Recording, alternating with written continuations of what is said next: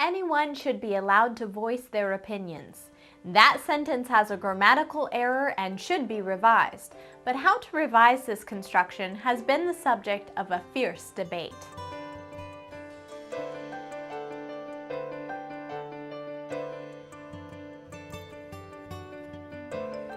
It may be hard for you to imagine people fuming intensely over disagreements about grammar, but no grammar issue has generated more heat than corrections of pronoun-antecedent disagreement. The problem with the sentence, anyone should be allowed to voice their opinions, is that the pronoun there is plural, and its antecedent, or the word that the pronoun refers to, is the word anyone, which is singular. In English, a pronoun and its antecedent need to be either both singular or both plural. For the sake of simplicity, I am going to use the expression anyone there to refer to pronoun-antecedent disagreements in general. The traditional correction of anyone there for most of the 20th century was anyone his. Thus, anyone should be allowed to voice his opinions. Those of you whose blood pressures just rose fall into two categories: those who are thinking, how chauvinistic, and those who are thinking, it's a simple enough correction to say his. Let's ignore this political correctness stuff and just write anyone his. Finding a revision method other than anyone his is not only possible, but valuable for your communication and your business relationships. Recognize that many do object to anyone his and prefer language that includes both males and females. Here is your business communication target for this lesson. Use language that is both grammatically correct and inclusive. So, anyone there is a problem because it is not grammatically correct, and anyone his is a problem because it is not inclusive. The problem for English speakers, and part of the reason for the intense struggle over this issue, is that there is no perfect correction to this kind of error. There are several possibilities, however, that are at least better than both anyone there and anyone his. You will find some correction methods to work better than others, depending on the circumstances. I'll start with what I believe to be the best option for most corrections, and that method is to make the antecedent plural. All citizens should be allowed to voice their opinions, or all employees, all taxpayers, or whatever group. The point is that since you have a plural antecedent, it is legitimate to have a plural pronoun there. This is the best method for most corrections, but you do lose some precision. Someone might argue that with this correction you have lost some of the emphasis on the value of the individual voice. Another possibility is to get rid of the pronoun.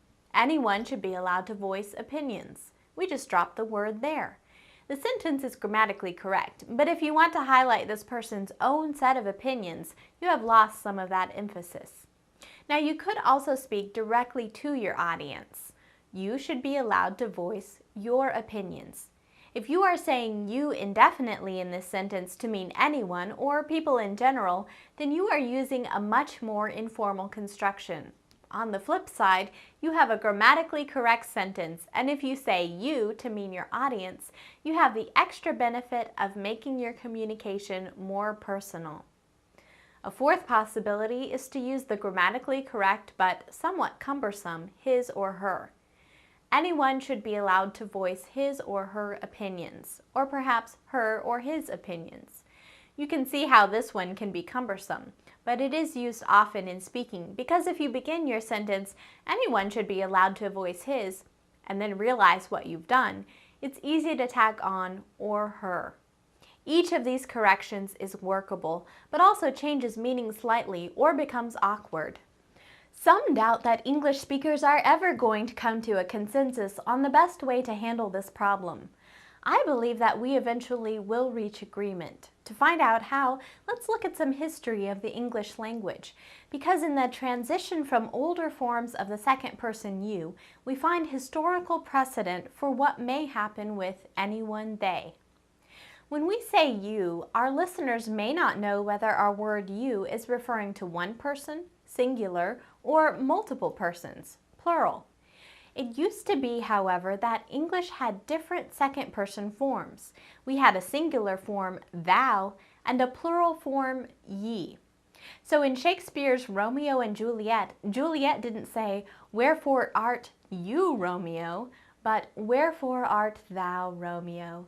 And in the Sermon on the Mount, in the King James Version of the Bible, Christ tells his group of listeners, "Seek and ye shall find."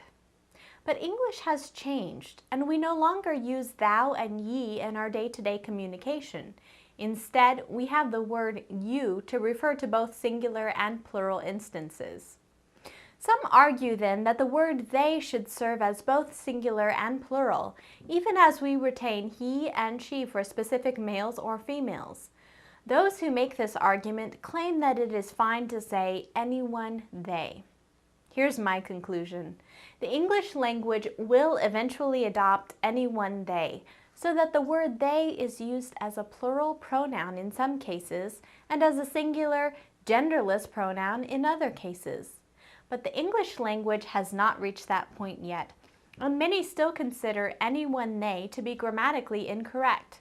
For now, try avoiding both anyone they and anyone his by following one of the 4 correction methods that I described in this lesson.